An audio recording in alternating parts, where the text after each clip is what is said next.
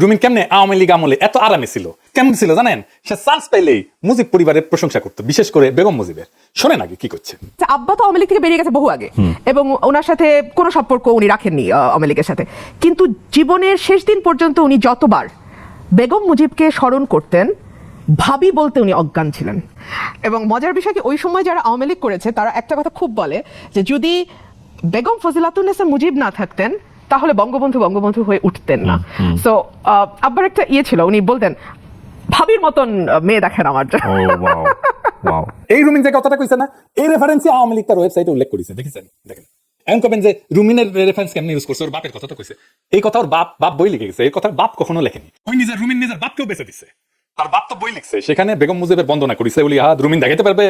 সে যে বানায় বানায় বলতেছে সেটা বোঝা যায় তার কথায়। যে ওলি আহাদ নাকি বলতো ভাবির মতো মেয়ে দেখেন আমার জন্য। শুনেন আবার এই রিসেপশন। আব্বার একটা ছিল, উনি বলতেন ভাবির মতন মেয়ে দেখেন আমার। মানে ওই টাইম মেশিনের চেপে ওর জন্মের আগে গিয়ে শুনে আসিছে ওর বাপ ক্যাঙ্কা মেয়ে খুঁজিচ্ছে।